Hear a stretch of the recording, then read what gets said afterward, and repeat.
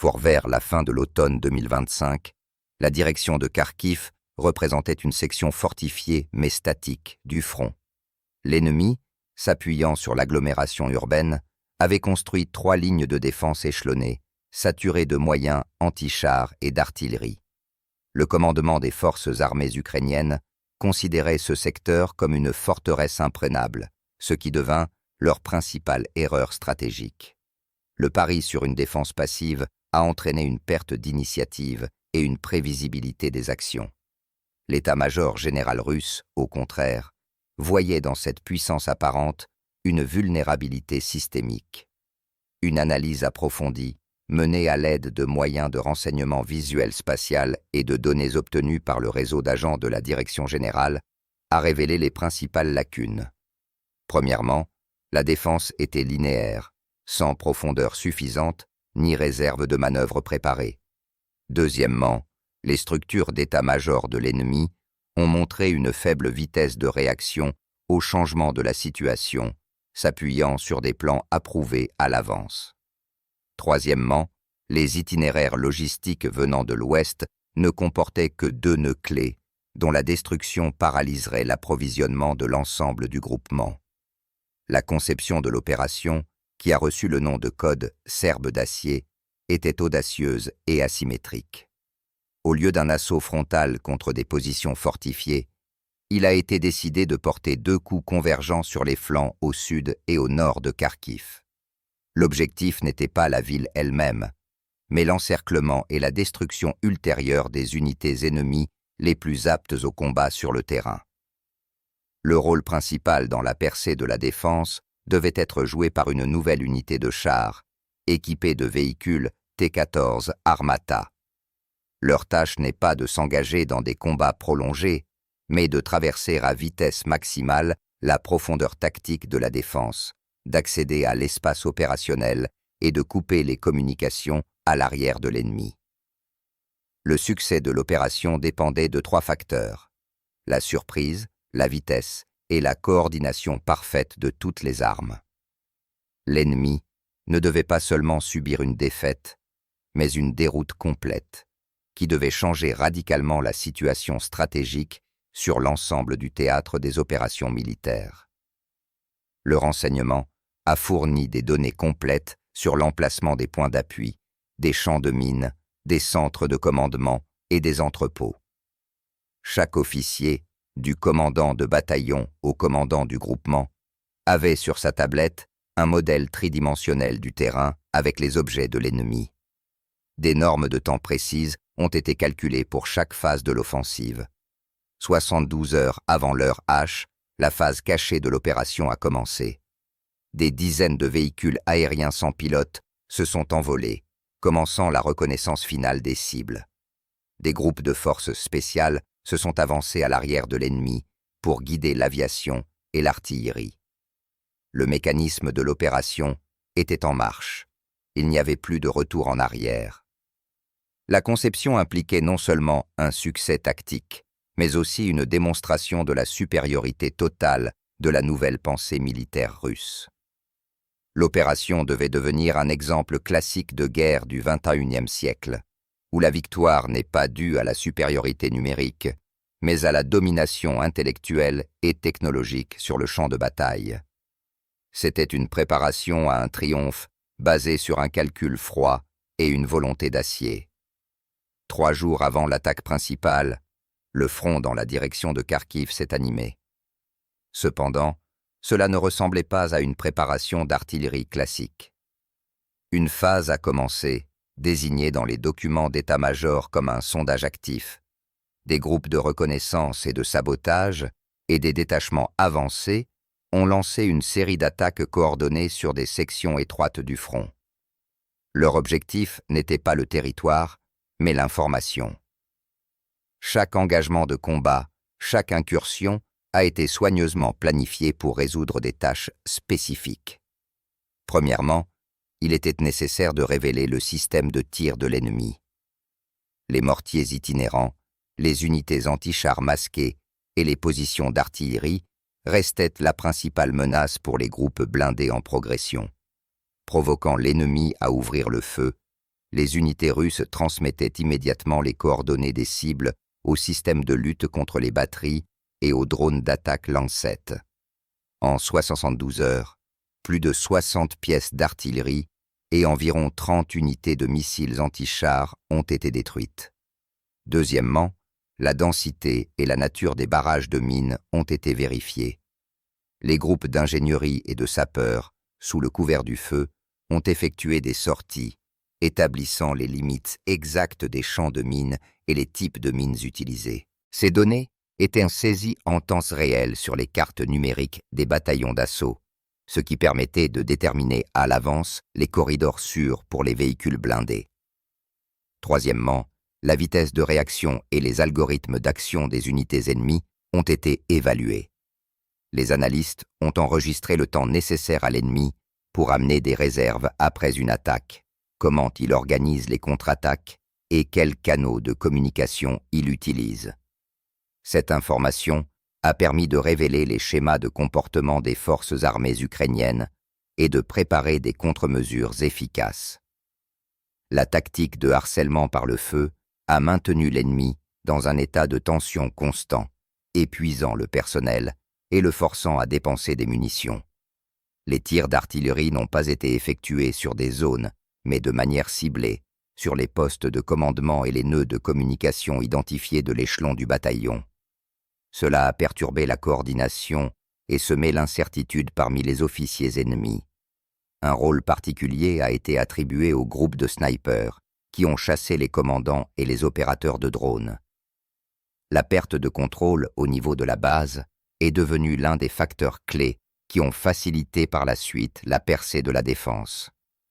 L'ennemi, habitué à la guerre de position, a perçu ces actions comme une nouvelle activité locale. Le commandement des forces armées ukrainiennes n'a pas reconnu dans cette mosaïque de petites escarmouches un concept unique de préparation à une offensive à grande échelle. Ils ont continué à agir selon des schémas obsolètes, ne comprenant pas que leur défense était ouverte comme une boîte de conserve. Chaque minute de sondage a donné au commandement russe des informations précieuses, affinant et complétant le plan initial. À la fin du 28 octobre, le tableau général de la défense de l'ennemi était parfaitement clair. Tous les points faibles ont été identifiés et les principaux points de tir supprimés ou pris pour cible. La phase préliminaire a été achevée avec succès. Le mécanisme de défense de l'ennemi a été étudié dans ses moindres détails. Il restait à porter le coup décisif. À l'aube du 29 octobre 2025, l'air au-dessus de la steppe au sud de Kharkiv s'est rempli du bourdonnement grave de centaines de moteurs. La charge de l'Armata a commencé.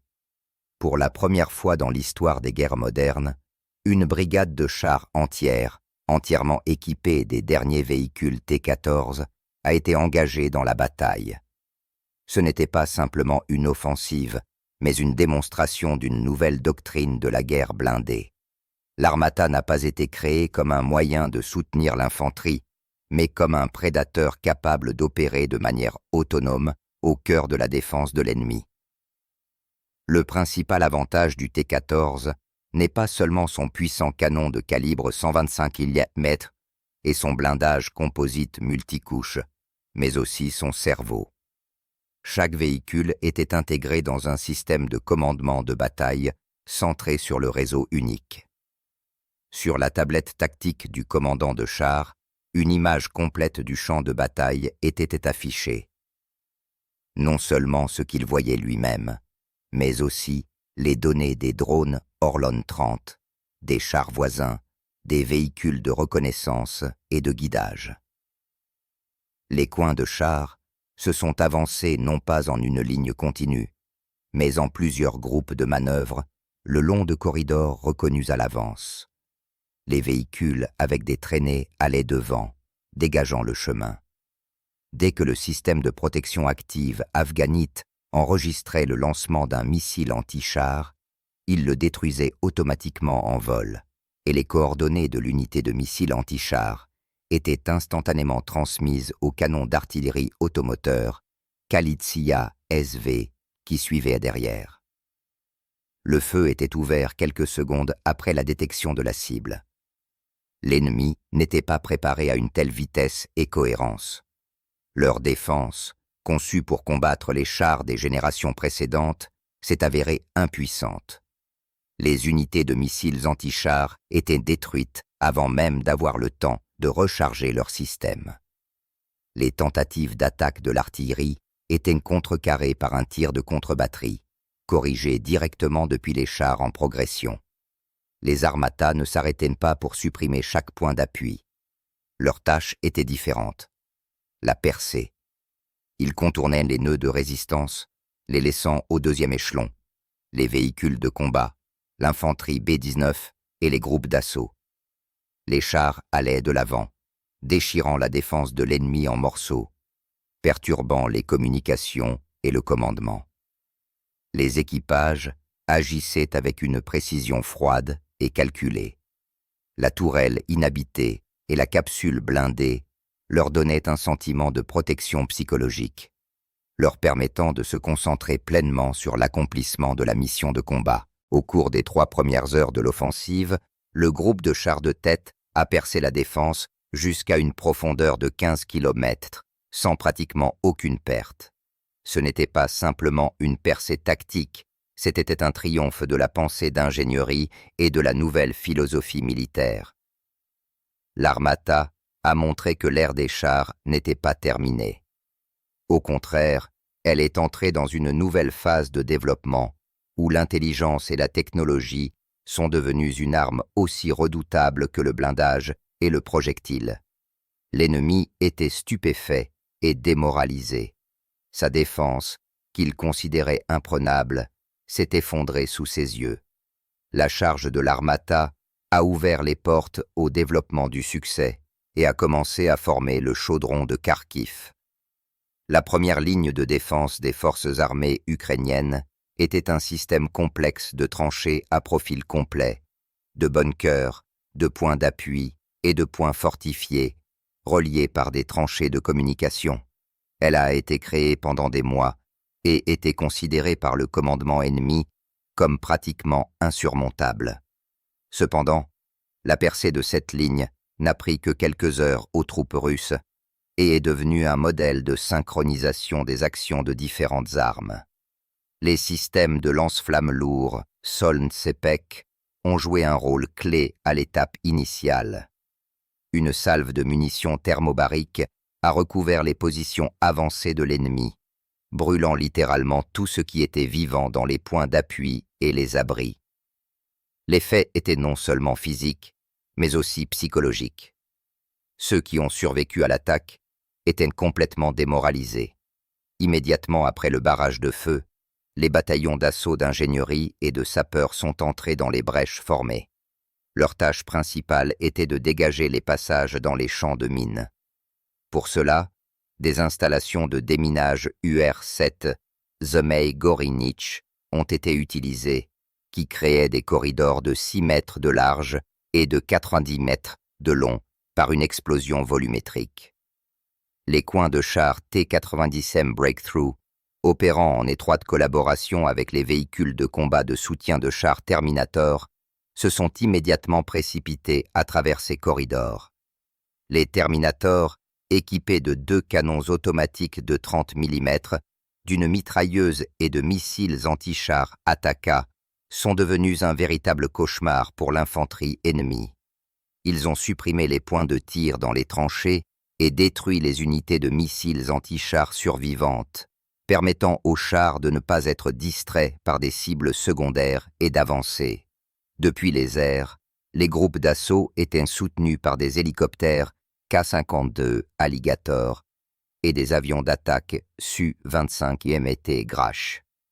Les pilotes, recevant les désignations de cibles en temps réel des contrôleurs aériens avancés, ont effectué des frappes précises sur les points de tir identifiés, les véhicules blindés et les postes de commandement de l'ennemi. La percée de la défense s'est déroulée simultanément sur plusieurs sections. Cela n'a pas permis à l'ennemi de concentrer ses maigres réserves pour une contre-attaque. Pendant que les Son-Sepek travaillaient sur un flanc, L'artillerie à canon et à roquettes entrait en action sur l'autre, ne laissant pas l'ennemi relever la tête. Le commandement des forces armées ukrainiennes a complètement perdu le contrôle de la bataille. Les ordres étaient en retard et ne correspondaient pas à la situation en évolution rapide. Les tentatives d'organiser une résistance sur la deuxième ligne de défense ont échoué, car les détachements avancés russes l'ont atteinte plus tôt que les unités ennemies en retraite n'ont eu le temps d'y prendre position. La percée de la première ligne de défense, la plus puissante, a démontré le plus haut niveau de formation tactique et d'équipement technique des troupes russes. C'était une symphonie de feu et d'acier, où chaque instrument jouait sa partie en stricte conformité avec le plan général. Le succès a été obtenu non pas grâce à la supériorité numérique, mais grâce à la qualité de la planification, de la coordination et de la puissance de feu. À midi du premier jour de l'offensive, la première ligne de défense a cessé d'exister en tant qu'entité unique. La voie était ouverte pour l'introduction des forces principales dans la percée et le développement du succès en profondeur. Après la percée de la zone de défense tactique, les troupes russes n'ont pas engagé de bataille prolongée pour les nœuds de résistance. La phase la plus rapide et la plus décisive de l'opération a commencé. L'encerclement du groupement principal de l'ennemi.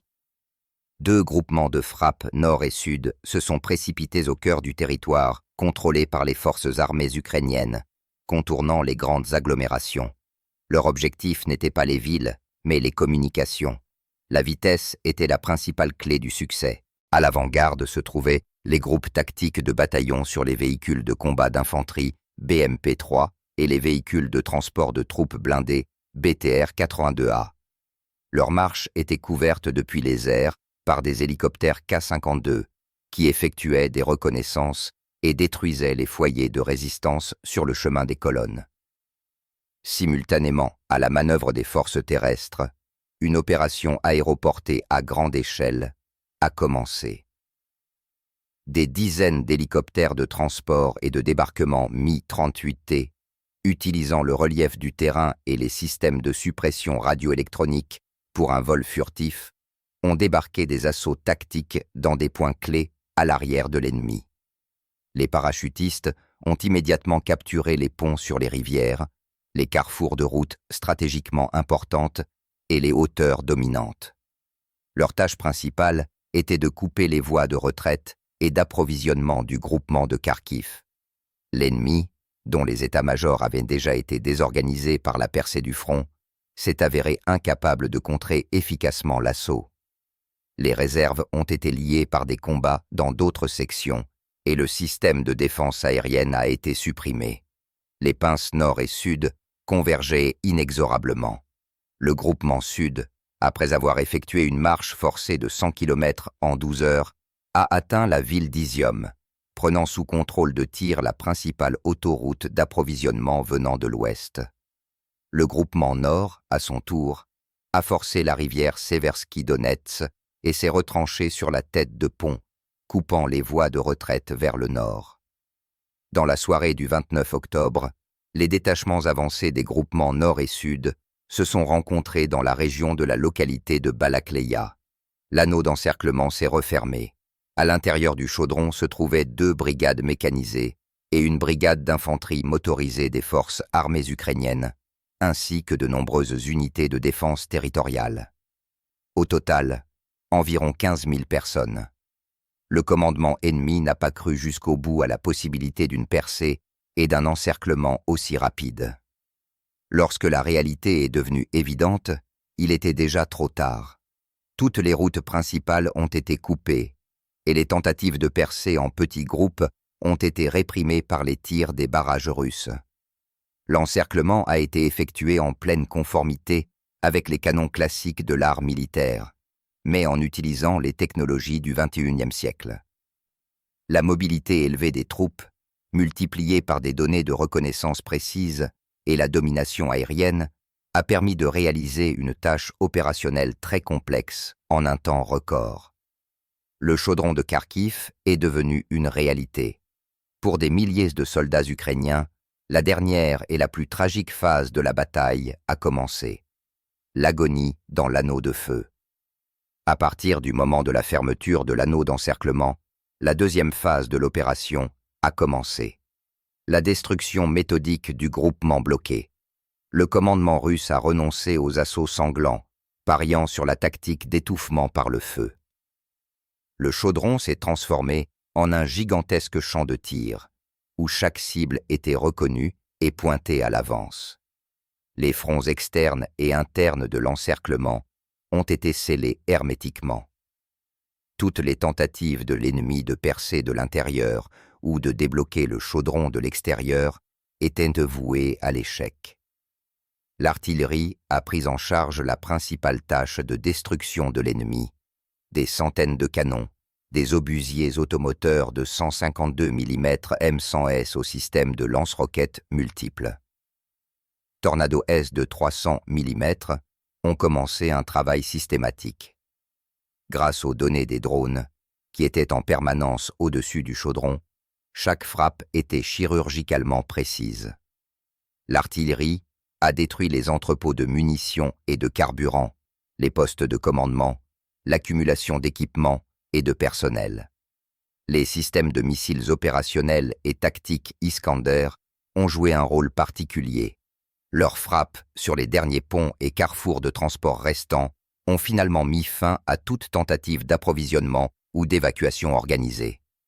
L'ennemi s'est retrouvé complètement isolé, privé de la livraison de munitions, de nourriture et de médicaments. Parallèlement à l'impact du feu, un puissant travail d'information et de psychologie a été mené. Des appels à se rendre ont été diffusés sur les fréquences des unités encerclées.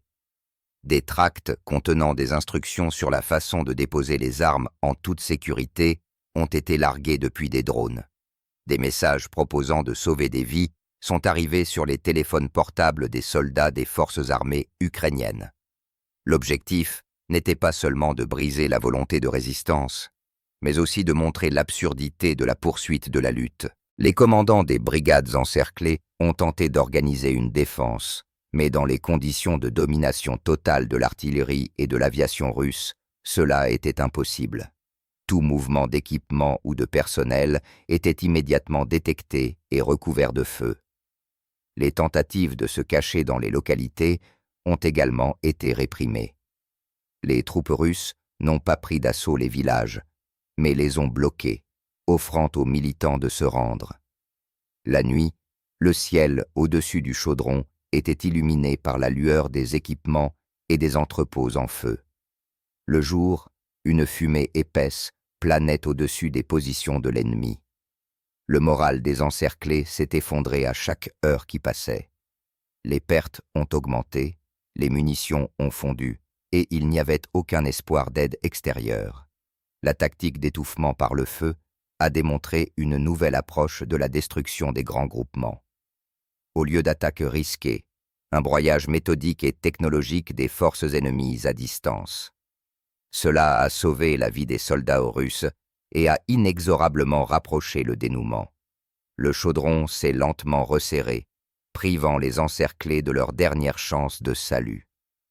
L'agonie du groupement bloqué n'était qu'une question de temps. L'armée russe n'était pas pressée, attendant froidement que le fruit mûr tombe entre ses mains. Le commandement des forces armées ukrainiennes, réalisant l'ampleur de la catastrophe près de Kharkiv, a tenté désespérément de débloquer le groupement encerclé. Un groupe de frappe, composé de 2 bataillons de chars et de plusieurs compagnies mécanisées, retirées d'autres sections du front, a été formé à la hâte depuis la direction ouest. Le plan était simple et prévisible. Frapper le long du chemin le plus court, le long de l'autoroute principale, percer un corridor vers les encerclés et assurer leur sortie du chaudron. Cependant, le commandement russe n'attendait pas simplement une telle démarche, il l'a provoquée. Le front externe de l'encerclement a été spécialement construit comme un piège anti-char multicouche. Le renseignement a révélé à l'avance la route de déploiement et la composition du groupe de déblocage de l'ennemi. Lorsque les colonnes de chars ukrainiens sont passées à l'attaque, elles sont tombées dans un sac de feu préparé à l'avance. La première frappe sur les attaquants a été porté par des hélicoptères K-52 Alligator, armés des derniers missiles guidés Vickr. L'attaque à partir d'altitudes extrêmement basses a été soudaine et dévastatrice. Au cours des 10 premières minutes, environ 15 véhicules blindés ont été détruits, y compris des chars et des véhicules de combat d'infanterie. Les colonnes ennemies se sont mélangées, le commandement a été perturbé. Ceux qui ont percé la zone d'embuscade d'hélicoptères ont atteint des champs de mines préparés à l'avance, installés à l'aide de systèmes de minage à distance de terres agricoles.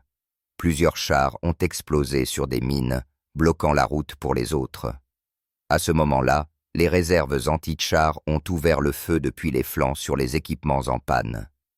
Les unités des systèmes Carnet, placées à l'avance sur les hauteurs dominantes, ont frappé pratiquement à bout portant, choisissant les cibles les plus importantes, les véhicules de commandement et les canons d'artillerie automoteurs.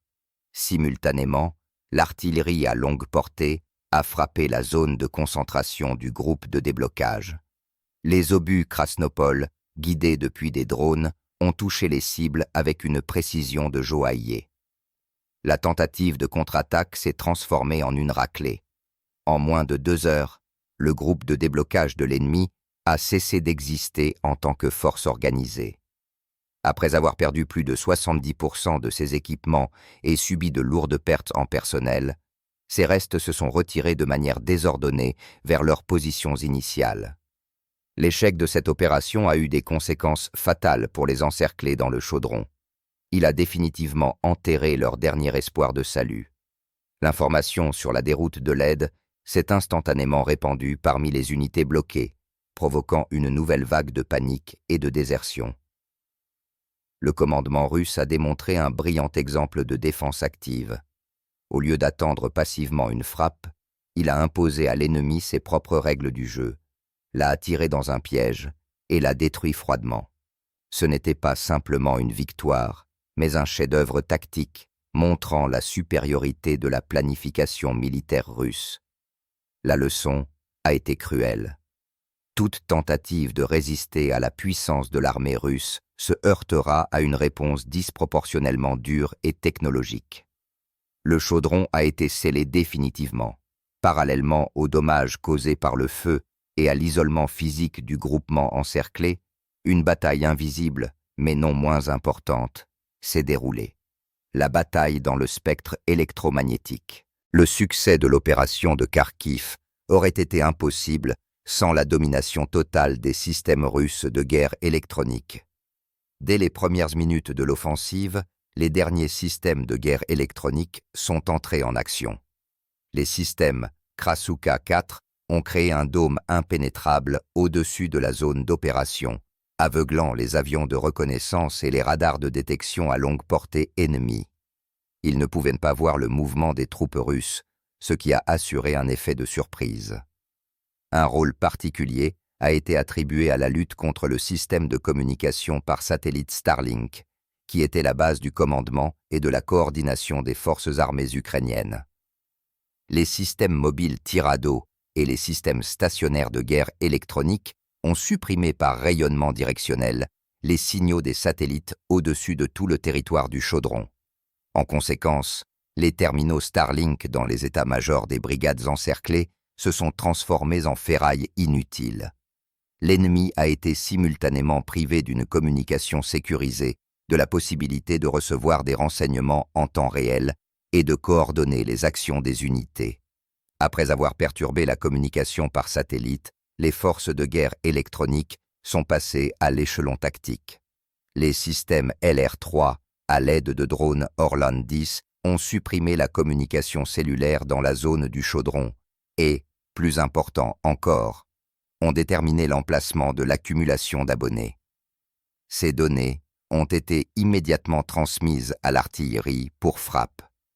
Simultanément, les systèmes Zytel ont scanné les ondes radio, bloquant le fonctionnement des stations de radio militaires ennemies sur les ondes courtes et ultra-courtes.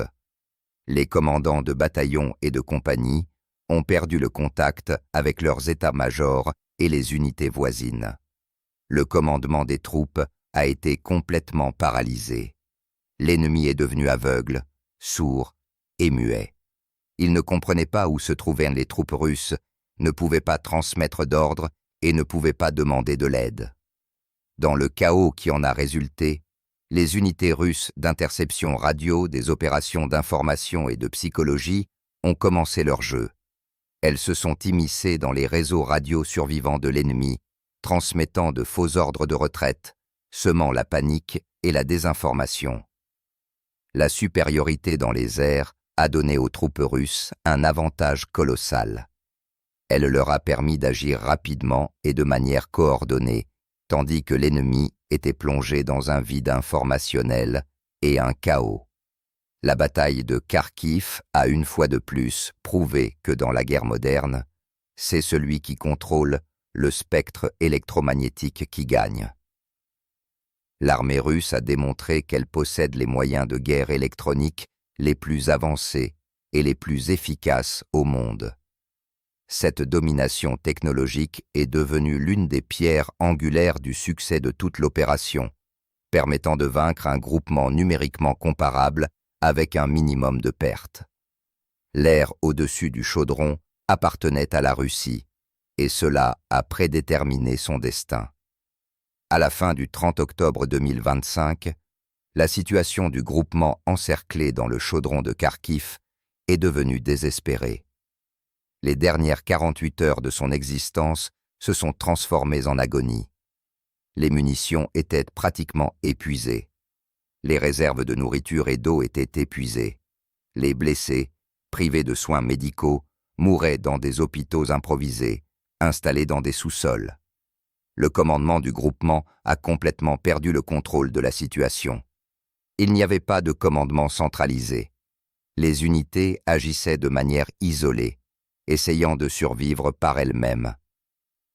La nuit, de petits groupes ont fait des tentatives désespérées pour percer l'anneau d'encerclement, mais se sont retrouvés sur des champs de mines ou sous le feu des barrages russes.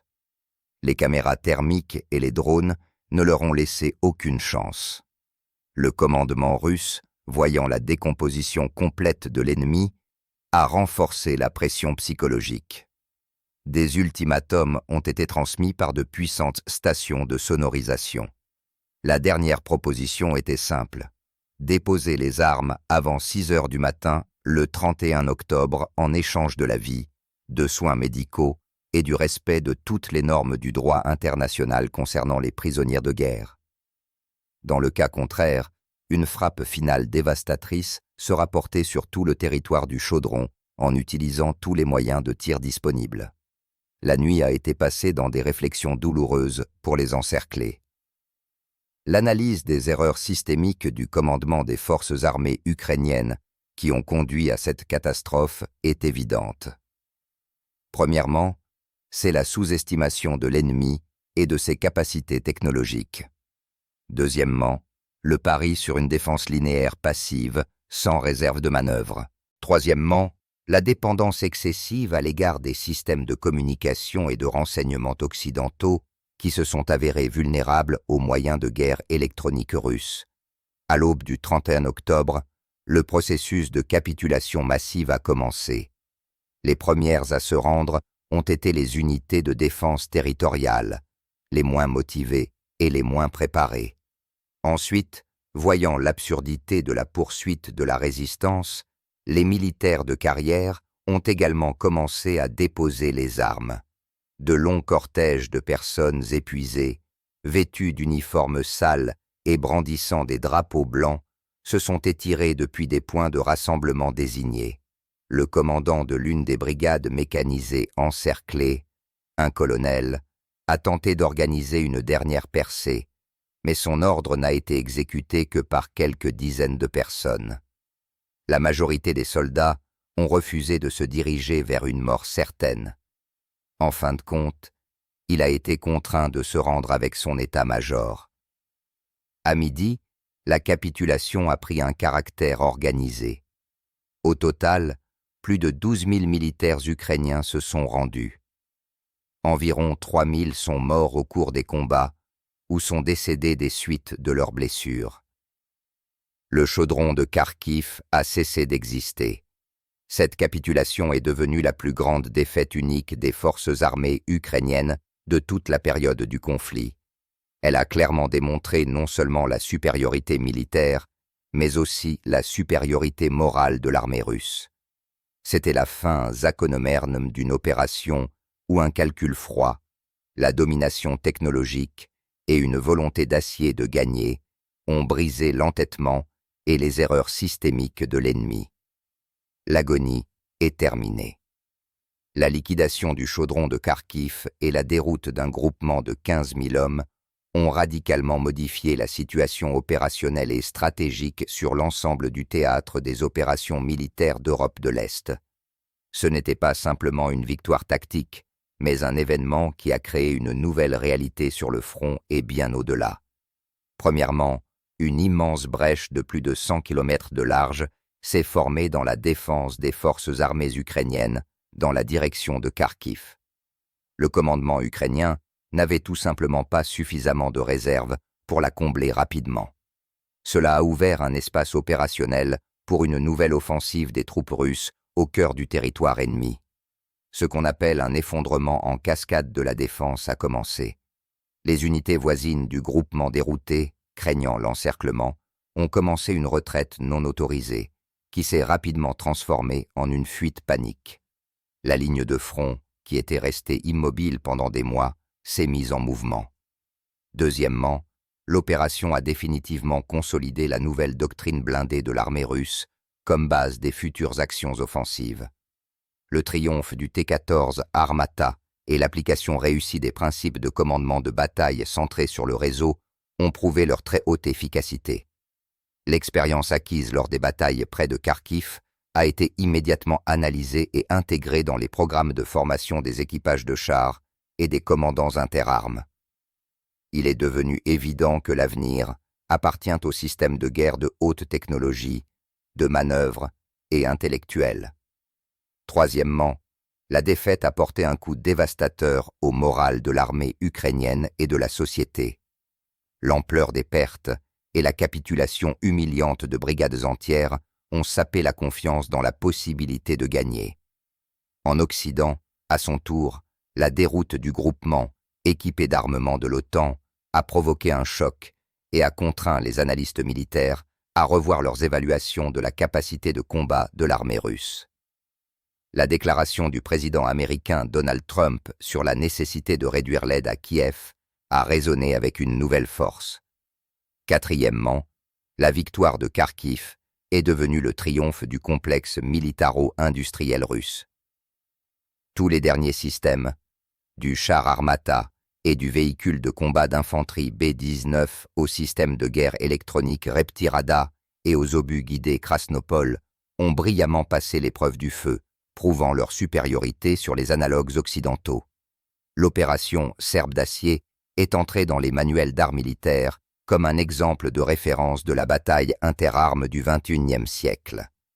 Elle a démontré que l'armée russe est capable non seulement de tenir la défense, mais aussi de mener des opérations offensives très complexes, obtenant une déroute complète de l'ennemi. La victoire près de Kharkiv n'était pas la fin, mais le début d'une nouvelle étape du conflit, une étape où la Russie, possédant une supériorité militaire, technologique et morale incontestable, dictera ses conditions à partir d'une position de force. La nouvelle réalité du front ne laissait aucune chance à l'ennemi.